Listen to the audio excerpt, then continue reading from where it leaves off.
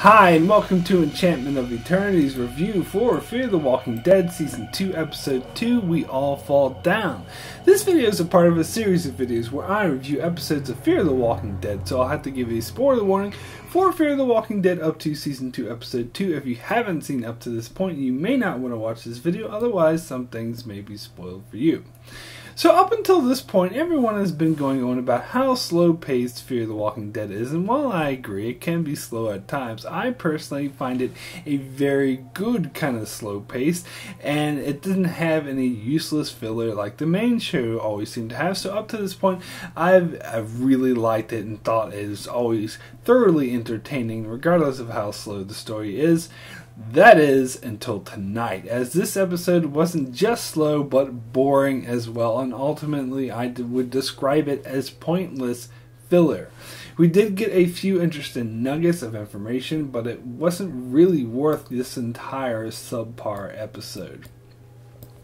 So the episode begins with Madison chastising Nick for swimming over to the other boat as it was too risky and a waste of time, and it turns out she was absolutely right. I said in my previous review that I thought that the logbook that he grabbed would come into play later on, but not really. All that is really used for is to cast doubt on Strand's plan to go to San Diego, as it shows San Diego has been destroyed, which doesn't deter Strand at all, adding to the feeling that something is up with him. So Strand alerts them to their incoming problem as they are still being chased by a boat that's much faster than them and is probably responsible for destroying the other boat, so suggests that they need to go to an island in order to hide. He points to a couple of islands and Travis suggests the one where there's a wildlife reserve, and everyone agrees except Strand, and makes you wonder if Strand is going to fight them all, but he gives in and they decide to go to the island. As they dock, they see a light go on in the ranger's house on the island, and they decide to go to investigate. However, Salazar elects that he and Ophelia stay behind with Strand, and it's obvious so he can keep an eye on him. So Travis, Madison, Nick, Chris, and Alicia go on shore to find the family, a man and his wife with an adult son and two children, a boy and a girl. Travis talks to the ranger George, who tells him what he heard on the radio while it was all happening, that all the major coastal cities, including Portland, Vancouver, and Seattle, have all been destroyed, and cities as far inland as Denver has all been destroyed as well. Then Travis asks further about further south, and George reveals San Diego was indeed destroyed as well, but he has no news of Mexico as they closed their borders. So this is one of the most important pieces of information we get in this episode, which again, I don't think we need an entire episode just to find this out. It does make me wonder, though, if the military is bombing the major cities, there must be a purpose, a reason that they're doing it. So there must be some people held somewhere in safety trying to decrease the number of zombies, but somehow I doubt that we'll ever find out about this. We also learned something I found somewhat interesting, that Travis is of Maori descent. I know the actor Cliff Curtis is, but I've gotten so used to him playing other ethnicities, I thought he was playing a Mexican here, but apparently they actually have him play his own ethnicity for once, although Travis is third generation and has only been to New Zealand once as a kid, and Cliff Curtis is from New Zealand. But at least they decided to actually give him his ethnicity this time.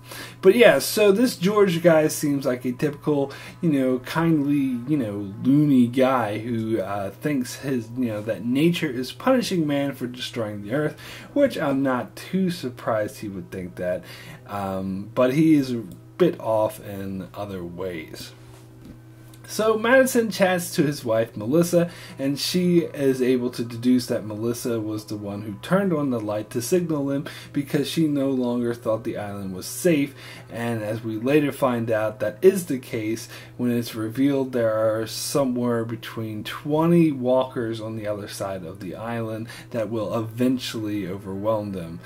So Madison assumed Melissa wanted to leave George but George wouldn't let her, but found out that she didn't want to leave the island herself because of her medical condition. She simply wants Madison to take her 2 younger children with them so that they can have a chance to survive.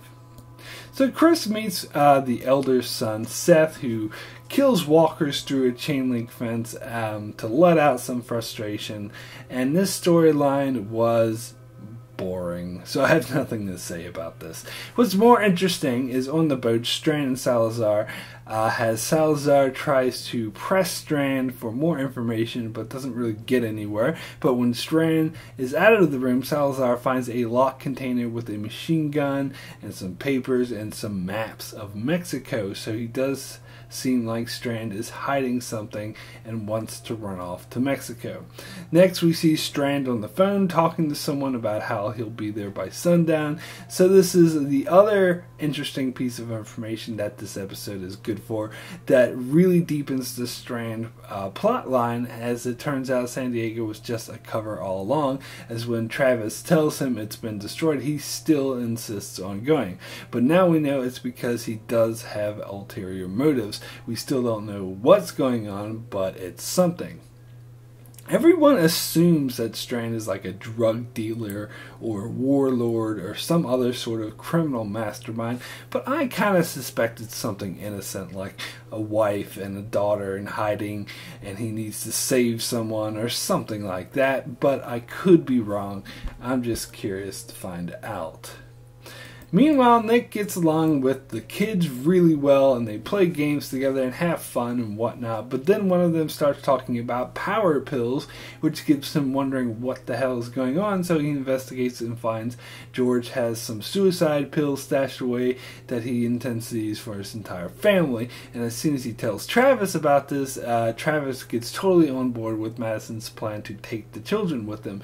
So they go to get the children. Melissa has them getting ready upstairs when George walks in on them. Then the little boy comes down and says there's something wrong with the girl. They go up and found that she took the pill, which apparently they had described before as pills to keep the family together. So it's obvious the little girl got scared that they were splitting up the family, so she took the pill, not realizing it would kill her. Melissa then freaks out and hugs the girl, who then of course turns into a zombie and then bites her and kills her. So George tells them to take the boy with them, and he stays behind to die. So then they go on the boat to leave, but Strand's totally not okay with them bringing a little boy on board. But Madison puts her foot down, but it's all rendered moot when Seth comes on board and holds them all at gunpoint, demanding the boy back. They try to convince him to come with them as well, but he refuses and takes the boy back on the island, where he's forced to kill the zombified version of their mother. But of course, at this stage, they manage to lose the boat that was chasing them, so they ride off and don't look back. So my rating for We All Fall Down out of 10 is a 4 poor. This was kind of a letdown after the last episode, because last week's episode seemed like really intense, like they were being chased by a boat and there's something going to be an intense chase, but instead they just hide off on this island and do a very mediocre plot that seems recycled out of every boring filler episode ever.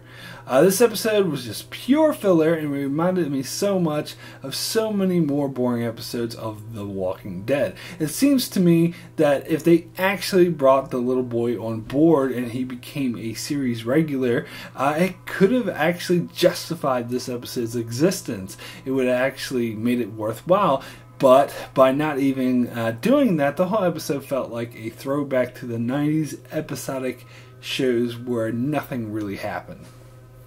Plus, I just feel like all the characters on the island were very poorly written. I didn't really buy them as real people, but it did deepen the mystery with Strand, which I thought worked quite well as giving us more information on the world at large. So I am still somewhat enjoyed this episode, and I am curious to see where they go from here. So that's it for my review of We All Fall Down. Be sure to check back here every week as I review episodes of Fear the Walking Dead, and be sure to check out my channel for many more videos on shows like Game of Thrones, Star Trek, Better Call Saul, Orphan Black, and more. And be sure to subscribe so you can keep up with all of that. And thanks a lot for watching.